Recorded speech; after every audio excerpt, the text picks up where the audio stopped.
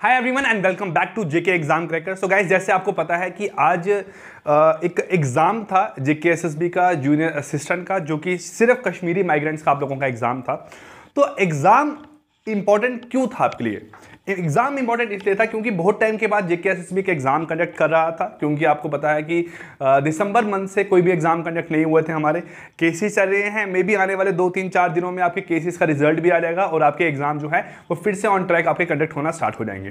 But important exam इसलिए था क्योंकि आपका OMR बेस्ड एग्ज़ाम हो रहा था। लास्ट एग्ज़ाम आप लोगों के जो भी हुए थे वो आपके CBT बेस्ड एग्ज़ाम हुए थे।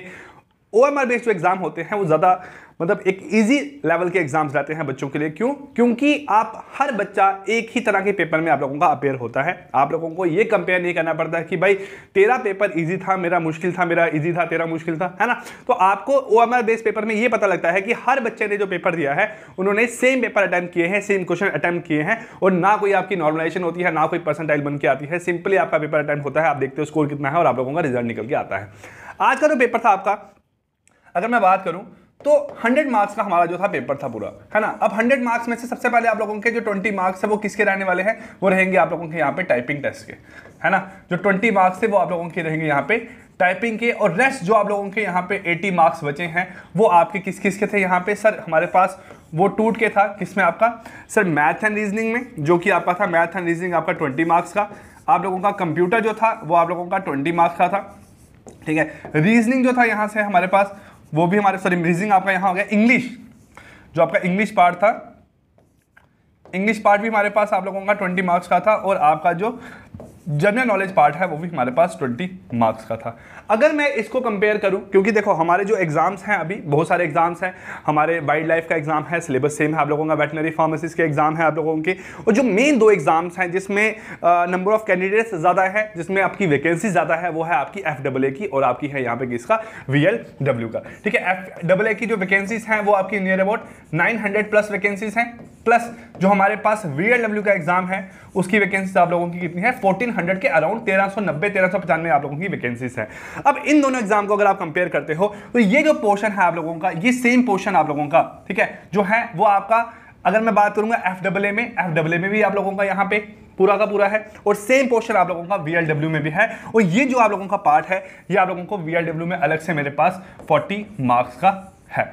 तो अगर आप लोग एग्जाम्स की तैयारी कर रहे हो तो आपके लिए बहुत इंपॉर्टेंट है ये पेपर देखना, VLW और आपके FAA एस्पिरेंट्स के लिए। अगर मैं बात करूं, मैंने ताने मैम से भी पेपर दिखाया, उनको बात कर ली है कि ये जो कंपोनेंट थे ये आपके इजी ही लेवल के कंपोनेंट्स हैं, है ना। इजी लेवल का मतलब क्या हुआ कि अगर मैं इनके 40 क्वेश्चंस की बात करूं तो 40 में से 30 प्लस क्वेश्चन आप लोगों के इजी थे, और आपके 5-10 क्वेश्चन आप लोगों के मुश्किल हर जगह हर एग्जाम में पूछे जाते हैं। और मेन बात ये थी कि यहाँ पे पेपर आप लोगों को ऐसा नहीं आया था कि आपको पहले 20 क्वेश्चन इंग्लिश के, फिर नेक्स्ट 20 क्वेश्चन आपको कंप्यूटर के, मिक्स क्वेश्चन आप लोगों को पूछे गए थे।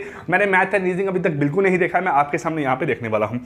अगर मैं मैथ एंड रीजनिंग की बात करूँ, पहला क्वेश्चन आप लोगों को स्पीड डिस्टेंस टाइम का आया था। अगर आप इस क्वेश्चन को पढ़ोगे ना, और अगर आप लोगों ने मेरी जो मैथ की क्लासेस थी जो कि पेड बैचेस में है, मैंने सेम क्वेश्चन आप लोगों को ऐसा करवाया हुआ है, और ये SSC के एग्जाम में एक बार पहले क्वेश्चन पूछा गया है। तो आपका इसका मतलब क्या है कि आप अगर आगे आने वाले एग्जाम की तैयारी कर रहे हो तो आप लोग उन एग्जाम्स के जो क्वेश्चन पेपर है उनको थोड़ा सा रेफर कर सकते हो। नेक्स्ट बात करूं, if the average of 7 consecutive odd numbers is 45, find the largest number. ये आप लोगों ने क्या करना है? वही x+1, x+2, x+3, तो आपका आंसर यहां से, सॉरी x+2, x+4 करके आप लोगों का आंसर यहां से निकल जाएगा, ठीक है। ये क्वेश्चन है आपका एवरेज का बोल सकते हो, या फिर आप नॉर्मल इसको नंबर सिस्टम का बोल सकते हो। A person has few hands and crow, find the number of heads, इतने हैं आपके लेग्स इतनी है। ये भी क्वेश्चन आप लोगों को मैंने बहुत बार करवाया हुआ है। नेक्स्ट मेरे पास यहाँ पे क्रिकेट, बेल्स और बिलियर्ड्स आपका किसके साथ यहाँ पे रिलेट करता है, ठीक है। ये आपका एनालॉजी बेस्ड क्वेश्चन हो गया। नेक्स्ट आपका ब्लड रिलेशन बेस्ड क्वेश्चन पूछा गया है। उसके बाद अगर आप लोग यहाँ जाते हो तो आपका there are plenty of tomatoes in the fridge, ठीक है, ये आपका इंग्लिश का क्वेश्चन यहाँ पे आ गया। फाइंड द ब्लैंक्स थी आपका, ये भी इंग्लिश का क्वेश्चन आ गया। पंक्चुएशन का क्वेश्चन आप लोगों को यहाँ पूछा गया है, ठीक है, ये भी इंग्लिश है आपकी, ये भी आप लोगों की यहाँ पे इंग्लिश पूछी गई है। नेक्स्ट अगर हम लोग बात करते हैं यहाँ पे the function of graphic tablet, computer computer computer computer, आप लोगों का कंप्यूटर मतलब 4-4, 5-5 के सेट में आपको क्वेश्चन यहाँ पूछे गए हैं। Which country has been recently hit by tropical storm आपका, ठीक है, ये आपका क्वेश्चन पूछा गया है यहाँ पे। तो आप अगर सारे क्वेश्चन देखोगे ना तो आपको सभी क्वेश्चन यहाँ पे बहुत ही इजी लेवल के दिखेंगे। और अगर देखो मैथ तो आपको सॉल्व करना पड़ेगा, मैथ के अलावा जो भी आप लोगों को पूरा जीके कंप्यूटर इंग्लिश पूछा गया है वो 60 के 60 मार्क्स जो है आप लोगों को वो डायरेक्ट आप लोगों को बस टिक और क्रॉस ही करने थे। मतलब जिन बच्चों से मेरी बात हुई है, 2-3 बच्चों से बात हुई, उन्होंने ये बताया कि सर जो पेपर था आपका इंग्लिश का, कंप्यूटर का और आपका जीके का, उसमें मुझे जितने भी क्वेश्चन आते थे मैंने उन क्वेश्चनों को मतलब नियर अबाउट स्टार्टिंग में आपके 25 से 30 मिनट में कर लिया, बाकी जो टाइम था वो मेरे पास बाकी पार्ट को यहाँ पे लग गया मैथ और रीजनिंग के क्वेश्चन सॉल्व करने के लिए, ठीक है। ये आपका दराज bridge is situated in which district of Jammu and Kashmir, ठीक है। आप लोग जम्मू एंड कश्मीर के हो, आपको पता होना चाहिए कहाँ पे है आप लोगों का ये, ठीक है। और यहाँ देखो आपका the railway tracks run dash the river, ठीक है, English market is nearer to than dash, आपका ये भी इंग्लिश आ गया। Dash light come from the sun, Which of these is used between sentence which are grammatically independent?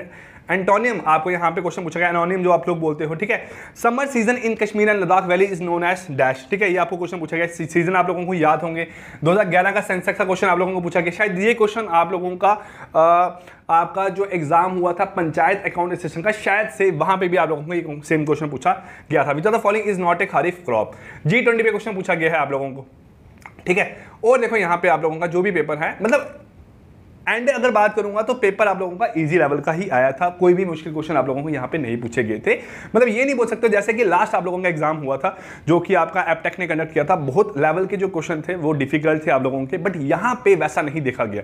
यहाँ पे जो क्वेश्चन का लेवल था वो वैसा ही है जैसा कि हमारे स्टेट में पहले जो एग्जाम होते थे वैसे लेवल के क्वेश्चन यहाँ पे आते थे, और वही लेवल के क्वेश्चन आपको आज के पेपर में देखने को मिले हैं। तो होपफुली आगे आने वाले एग्जाम में भी जो क्वेश्चन आप लोगों को दिखेंगे वो भी आप लोगों के ऐसे हो जाए, थोड़ा सा लेवल आप लोगों का बढ़ाया जा सकता है, क्योंकि पोस्ट आप लोगों की बड़ी है। जैसे जो आप लोगों का FAA है उसमें टॉपिक आप लोगों के अलग है, क्वेश्चन आप लोगों के लेवल बढ़ सकते हैं, बट VLW का लेवल आप लोगों का ऐसा ही रहने वाला है, यही सेम क्वेश्चन आप लोगों को वहां पे देखने को मिलेगा। सो गाइस आप लोग चैनल पे जुड़े रहे हमारे साथ, आने वाले टाइम पे आप लोगों को बहुत सारी चीजें हमारे चैनल पे मिलने वाली हैं। प्लस ये जो पेपर था ये पेपर पूरा एक सोल्यूशन की फॉर्मेट में आप लोगों को कल हमारे चैनल पे मिल जाएगा, आप लोग आके उन क्लासेस के थ्रू देख सकते हो कि आपका पेपर का लेवल क्या था। So guys wish you all the best, bye bye and take care.